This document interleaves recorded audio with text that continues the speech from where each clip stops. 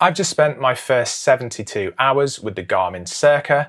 Garmin's move into the screen-free wearable space, going up against the likes of the Whoop Band, the Amazfit Helio Strap, the Fitbit Air, and the Polar Loop. So I wanted to give you some first impressions. I bought the CIRQA myself for an eye-watering £180, so everything I'm about to say is entirely my own opinion. Being a small channel, buying these products to review gets quite expensive.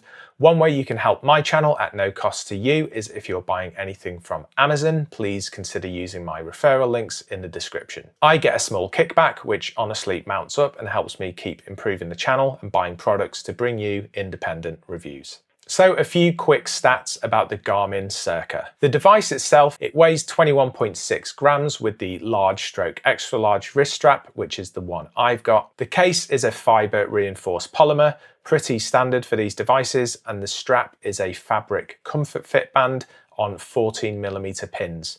Genuinely not sure I've seen pins that narrow before. It is 5 ATM water rated, so it's swim rated down to about 50 meters. The heart rate sensor is Garmin's Gen 4 Elevate optical sensor. It is worth flagging that is not the top of the range Gen 5 sensor. That is in my Epix Pro Gen 2 and also things like the Phoenix 8 watches, which is a bit of a shame at this price point when all it pretty much is a sensor. In the box, you get the device already fitted to the strap, plus a charger. I went for the denim blue colorway, which Garmin call Captain Blue. Disappointingly, it's the same charging cable Garmin have used for years.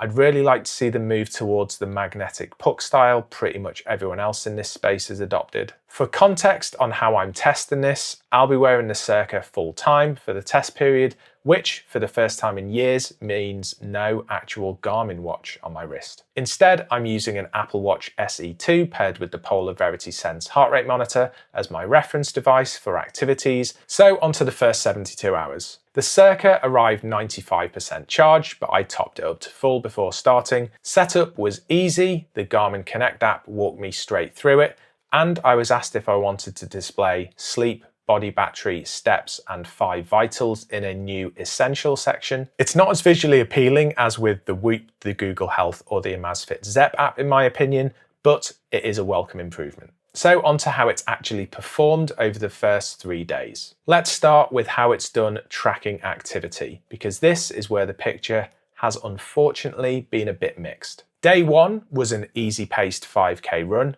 and it did a good job. It auto-detected the run, and because I had my phone in my pocket, it pulled in GPS, so the activity showed my route, the distance, and pace. Looking at the GPS specifically, it took around 100 meters before the CIRQA kind of locked on and realized an activity was happening compared to my reference device. Duration came out just 20 seconds longer than the reference device.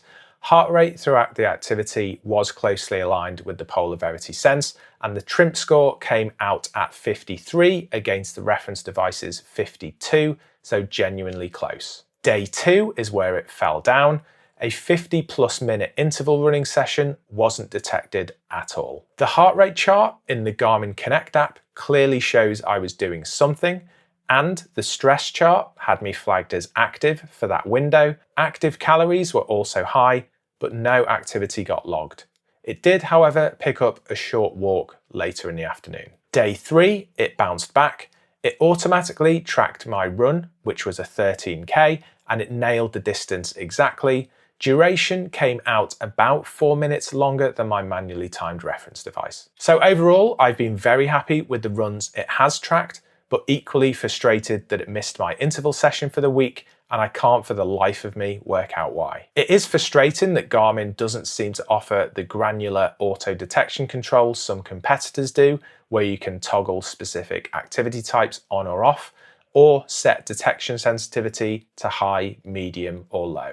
On the CIRQA, it seems to just be on or off. Personally, I don't want to track walking as activities, so that is going to be frustrating if it doesn't get offered in an update. There is also a gap here compared to the Amazfit Helio Strap and the Fitbit Air. On those devices and apps, if an activity is missed, you can add it manually in the associated app, and it pulls in the heart rate data from that time period automatically. If you do the same in the Garmin Connect app, Despite having always on heart rate running in the background, it doesn't pull any of that data into the manually added activity, which is really annoying. On to sleep tracking, and sleep has actually been the most consistent part of the CIRQA so far. Night 1 came out just 2 minutes off my Sleep² reference. Night 2 was a bit further out at 8 minutes, and night 3 was back down to just a 1 minute difference. For a screen-free wearable in its first few days, I think that's a genuinely strong showing.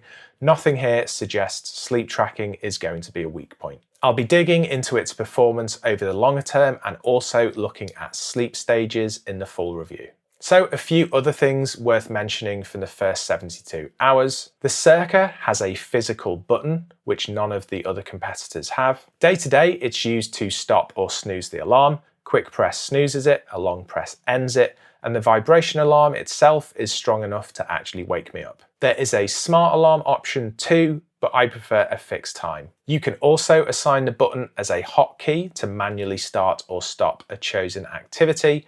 I've set mine to running, but for now I'm just sticking with the auto detection to properly test that. Just going back to the alarm, it did actually fail to go off on day 2.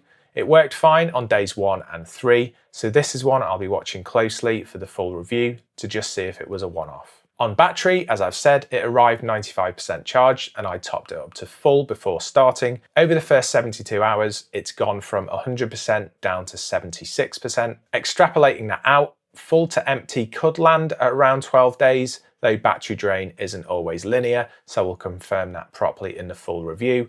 For now, Garmin's claimed 10 days is looking achievable. So where does that leave me after 3 days? Honestly, it's a bit mixed. I'd have been genuinely impressed had it not missed that interval session and if the alarm hadn't failed on day 2. Both feel like fundamental things a device like this needs to consistently get right. But what it has tracked, it's tracked well. Sleep looks solid against my Sleep² reference, and the 2 runs it did catch were both closely matched with my Apple Watch and Polar Verity Sense reference device. Over the next couple of weeks, I'm going to be putting it through a much wider range of activities, including some swimming and some functional fitness sessions to see how it copes with that kind of training and not just road running. So there will be a full review of the CIRQA coming soon, and also a comparative review putting it up against the Fitbit Air, the Amazfit Helio Strap and the Polar Loop, all devices that can be used subscription free. So if you want to see those videos when they come out, remember to like and subscribe.